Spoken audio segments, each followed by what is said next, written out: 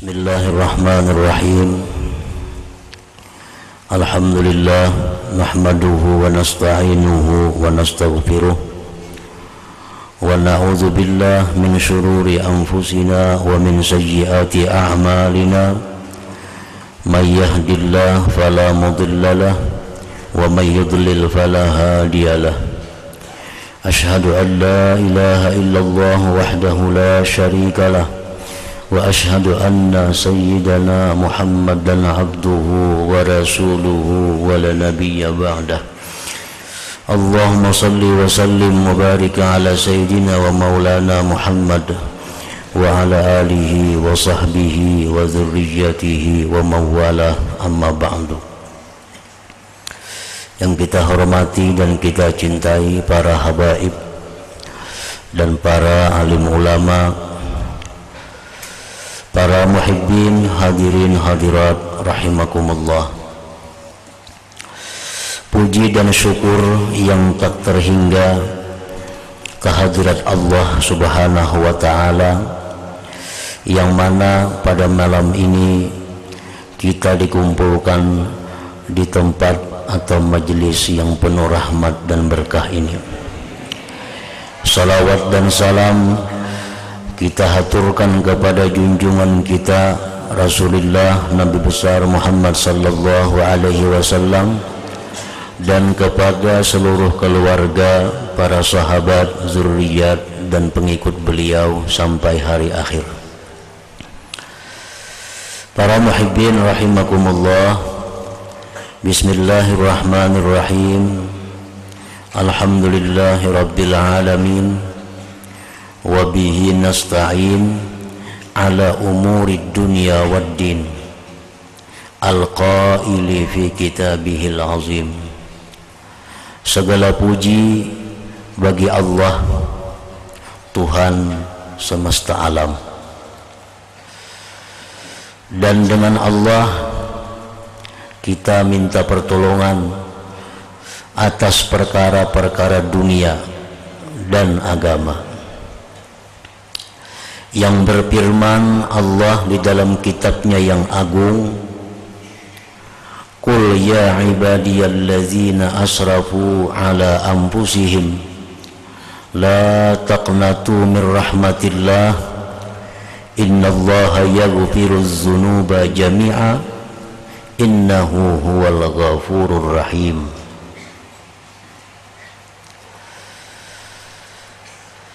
Firman Allah Subhanahu wa ta'ala di dalam surat Az-Zumar ayat 53, Qul, katakan wahai Rasulullah, ya ibadi, wahai hamba-hambaku. Ulama tafsir menjelaskan bahwa yang dimaksud Allah dengan wahai hamba-hambaku itu adalah orang-orang yang beriman dengan Allah.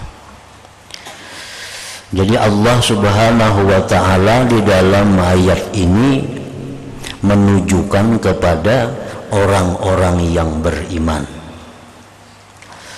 Sampaikan wahai Rasul kepada orang-orang yang beriman denganku, allazina asrafu ala anfusihim, yang mana mereka itu melampau batas atas diri mereka,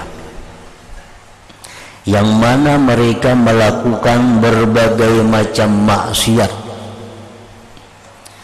yang mana mereka melakukan pembunuhan, melakukan perzinahan, melakukan perampokan, melakukan riba dan lain-lainnya. Nah, orang ini beriman kepada Allah tetapi banyak melakukan maksiat besar kepada Allah. Disebut asrafu ala anfusihim, melampau batas atas diri mereka. La taqnatu min rahmatillah, janganlah kalian berputus asa dari rahmat Allah. Artinya orang-orang yang beriman kepada Allah yang mempunyai dosa sebesar apapun jangan merasa dirinya itu sudah tidak diampuni lagi oleh Allah. Orang yang membunuh, orang yang berzina, orang yang melakukan pencurian, jangan merasa bahwa pintu tobat sudah tertutup baginya. Jangan merasa kada ada harapan baik lagi, baik diri sendiri atau menilai orang lain. Misal kita ada melihat orang nang kelakuannya luar biasa maksiat, lalu jar kita, wah itu kada ada harapan baik lagi. Nah ini jangan. Merampok ada lawan inya, membunuh ada lawan inya, berjudi ada lawan inya. Lalu kita melihat, bah itu ada harapan baik lagi. Nah ini bertentangan dengan Al-Quran. Baik yang dirinya sendiri atau orang lain, janganlah kalian merasa putus asa daripada rahmat Allah Ta'ala. Innallaha yaghfiruz dzunuba jami'a, sesungguhnya Allah mengampuni dosa-dosa seluruhnya.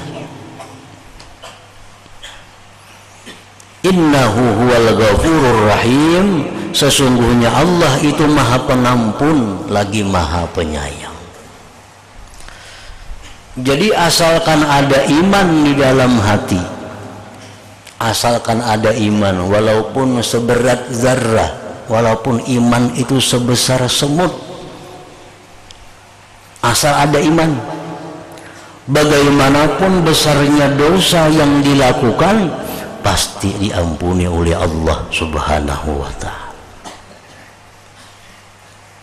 Cuma Allah itu mengampuni, bisa pengampunan itu diberikan sebelum masuk api neraka, bisa ampunan itu diberikan sesudah dimasukkan ke dalam api neraka.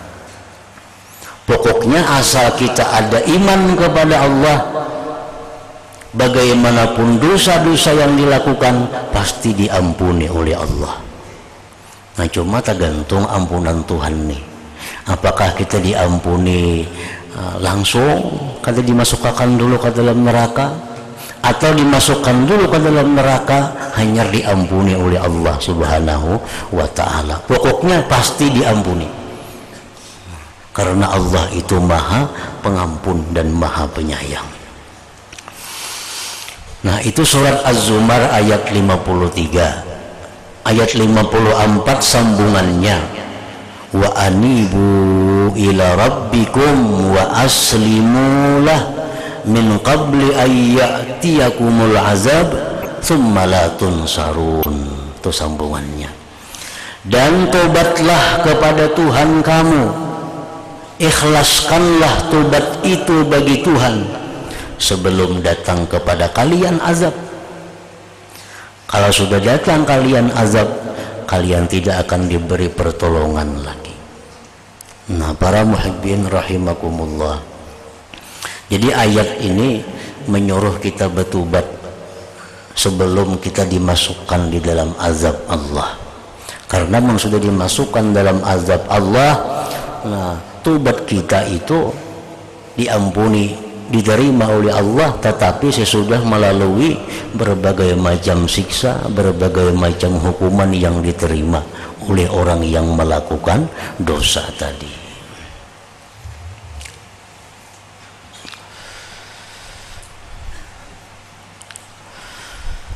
Wa qala ta'ala fihi aidan, dan firman Allah Ta'ala di dalam kitabnya pula, innallaha la yaghfiru an yushraka bih wa yaghfiru ma duna dzalik liman yasha.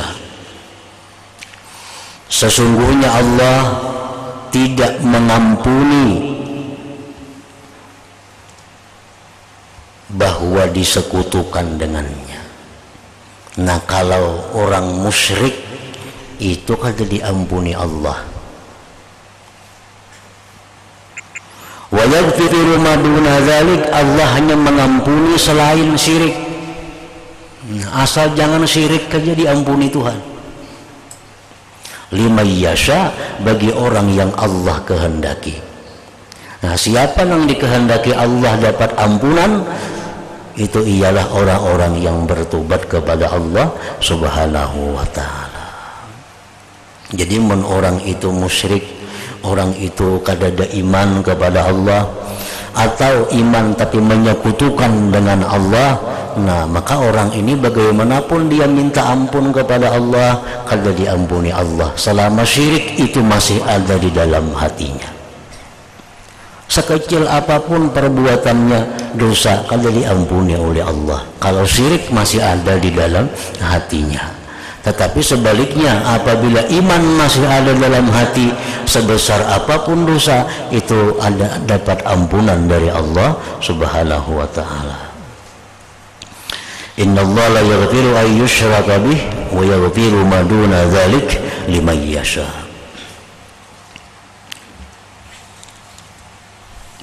Allah Subhanahu wa ta'ala berfirman dalam hadis qudsi, Rasulullah sallallahu alaihi wasallam menyampaikan, yadkhulu ahlul jannah al jannata wa ahlun nar an nara. Di padang mahsyar itu sesudah selesai diproses, dihisab, ditimbang dan sebagainya, sehingga orang-orang surga sudah masukkan ke surga, orang-orang yang masuk neraka sudah masuk neraka.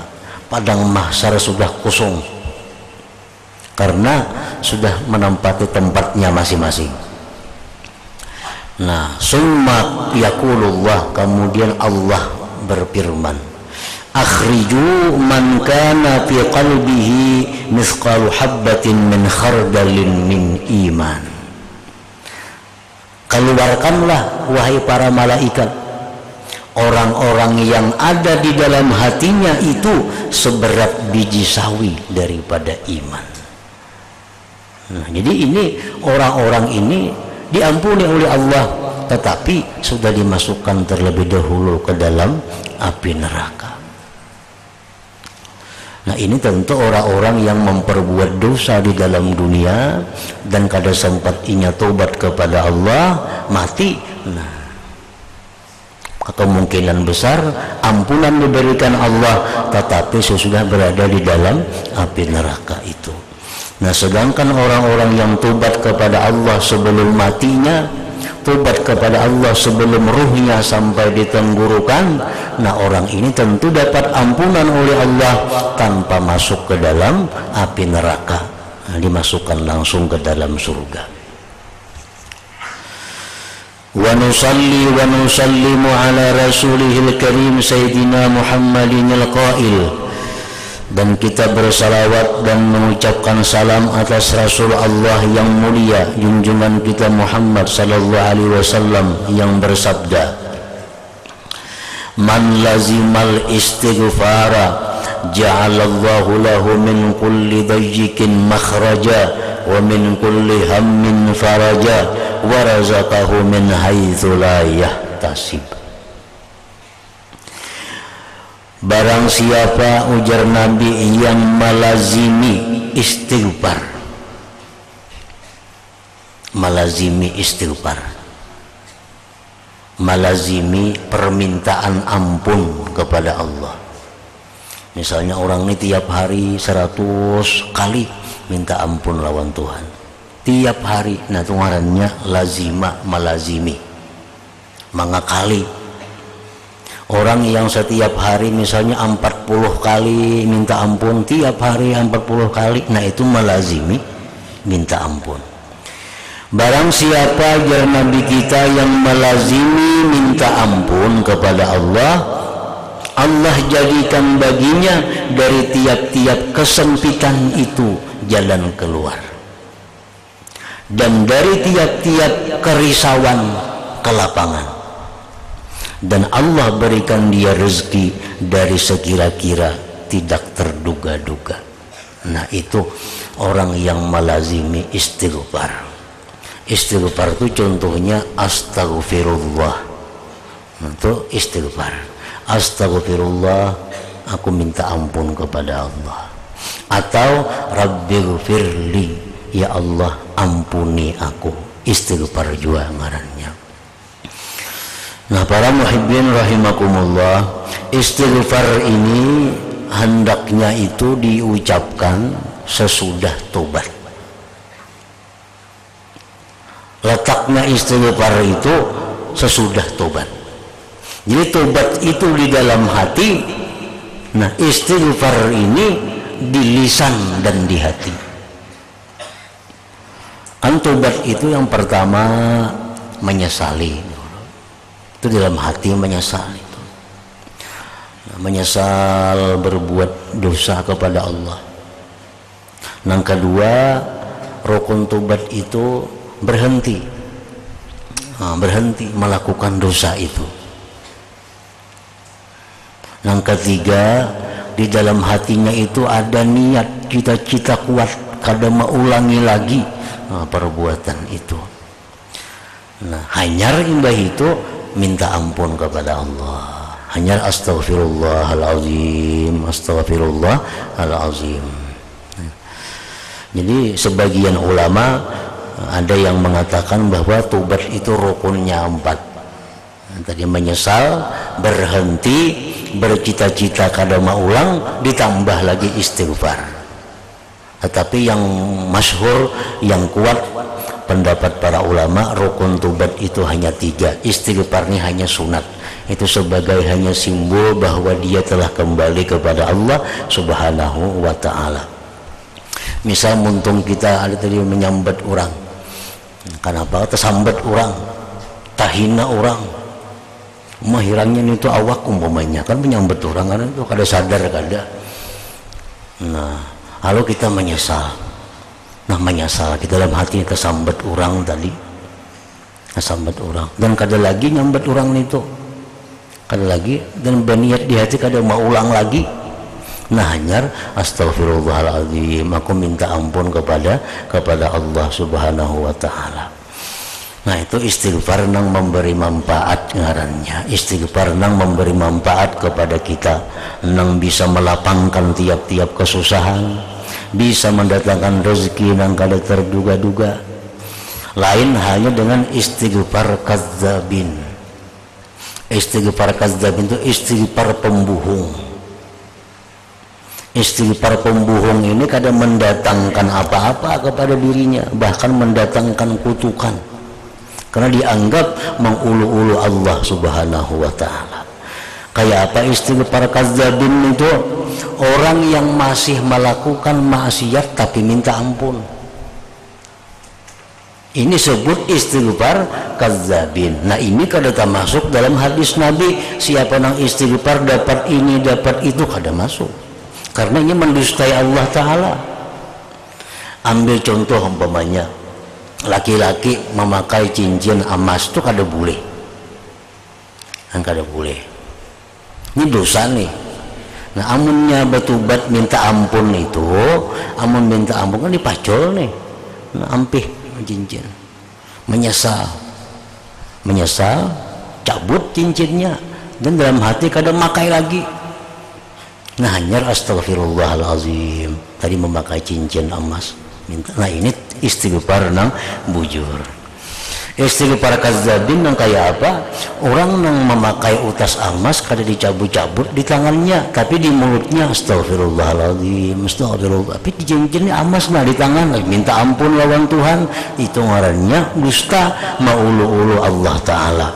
Nah, Allah kada suka itu, kada suka. Orang yang masih melakukan riba, contohnya nih, sebagian kita yang masih bekerja dengan riba, minjam duit berbunga, mandak duit berbunga, tong berjalan tuh, siang malam kan bandak situ duitnya, tapi malam kan astagfirullahaladzim, istighfar kadzabin ngarannya. Amun tobat tuh ampi ditarik itu, nah dicabut. Cabut ampih, jangan lagi berurusan ke situ, minta ampun lawan Tuhan. Nah, itu nang bujur. Itu nang istighfar nang memberikan manfaat. Istighfar nang jar Nabi tadi apa?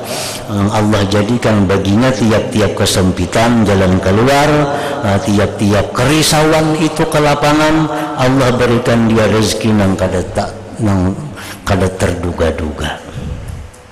Jadi jangan disalahkan hadis Nabi, aku beristighfar beribu-ribu sehari aja kada mau biris urusan.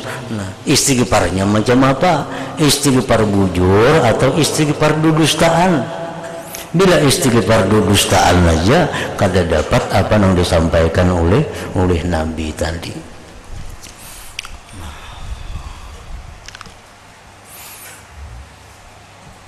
Jadi tobat itu intinya adalah berhenti, jangan lagi. Amun masih aja, amun perkara isuk maulang tuh lain lagi. Isuk tak ulang-ulang tuh kada tahu lagi. Isuk tuh urusan kaina. Nah, yang penting saat ini lah, saat kita tobat, saat kita menyesal itu berhenti dulu. Contohnya tadi umpamanya cincin berutas emas tadi nah tahu pada ini dosa, menyesal, nah pacul hendak lagi memakai dalam hati yang sudah berniat nangka itu. Isuk ini tak pakai pulang itu lain lagi kisahnya.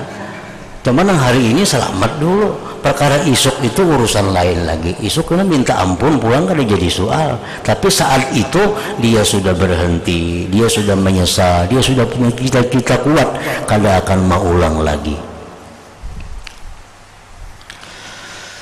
Wa ala alihi wa sahbihi ajma'in wa la hawla wa la quwwata illa billahil aliyyil azim wa hasbunallah wa ni'mal wakil. Amma ba'du, fa inna taubata 'anidz dzunub birruju' ila sattaril uyub wa 'allamil ghuyub mabda'u tariqis salikin wa ra'su malil faizin wa awwalu iqdamil muridin wa miftahu istiqamatil mailin wa matla'ul istifa wal ijtiba lil muqarrabin. Bahwasanya tobat dari dosa dengan kembali kepada Allah yang maha menutupi aib manusia dan mengetahui perkara yang gaib.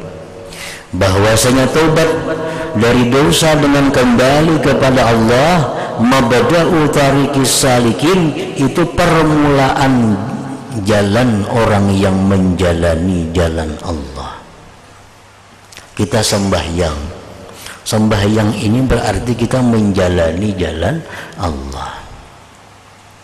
Nah, kayak apa caranya supaya sembahyang kita ini baik, supaya sembahyang kita ini bisa diterima oleh Allah? Syarat yang pertama, kita mesti tobat dari dosa. Mesti tobat dari dosa. Apabila kita sembahyang tapi sebelumnya kita kada tobat dari dosa, sembahyang kita itu ditolak oleh Allah. Ditolak oleh Allah. Nah, karena tobat ini adalah asasul ibadah. Tobat ini pondasinya ibadah. Hendak sembahyang kita berwudu. Nah, wudu itu adalah satu simbol daripada tobat. Basuh muha, baku kumur, nah mudahan dosa-dosa di mulutnya nang keluaran habis. Basuh tangan, dosa di tangan, basuh muka, dosa di muka. Jadi begitu kita wudu, kita disuruh berdoa. Asyhadu an la ilaha illallah wa asyhadu anna muhammadar rasulullah. Allahumma ja'alni minat tawabin wa ja'alni minal mutatahhirin. Ya Allah, jadikanlah aku orang yang tobat kepada Engkau dan orang yang bersih dari dosa. Nah, hanya sembahyang. Jadi sembahyang ini bersih. Nah, jadi wudu itu adalah simbol daripada tobat. Makanya jar Nabi kita, orang yang wudu begitu dia makukumur, dia keluarkan banyunya, keluaran dosa di mulutnya. Begitu dia basuh mukanya, keluaran dosa beserta air wudu itu. Basuh tangan, keluaran dosa di tangan serta air membasuh tangan itu. Nah, wudu itu pembersihan diri daripada dosa.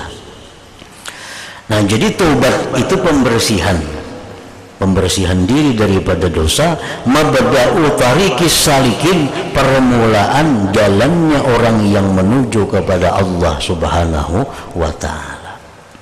Anjar Nabi kita, at-taib habibullah, orang yang tobat itu kekasih Allah. Nah, bila kita nih tobat, bujur-bujur tobatnya, kita jadi habibullah, jadi kekasih Allah, jadi orang yang disayangi oleh Allah. Bila kita disayangi oleh Allah, kita sembahyang kita pasti diterima oleh Allah, karena dari orang yang dikasihinya. Kita baca Quran, diterima Allah, karena bacaan dari orang yang dicintainya.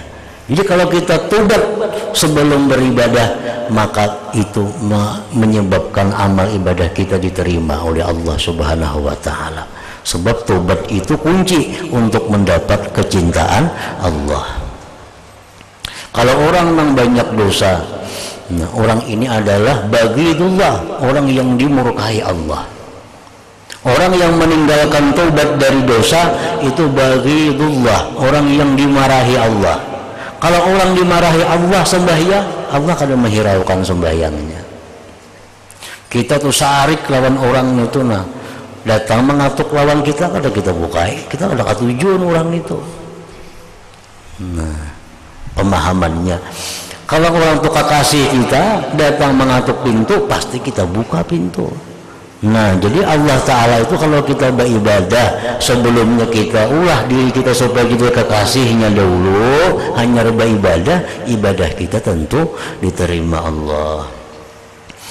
Nama bada'u tariqis salikin wa ra'su malil faizin, tobat itu merupakan modal harta orang-orang yang beruntung, wa awwalu iqdamil muridin, dan merupakan langkah yang pertama dari seorang murid, daripada seorang muridin. Wa miftahu istiqamatil ma'ilin, dan kunci istiqamahnya orang-orang yang cenderung kepada Allah.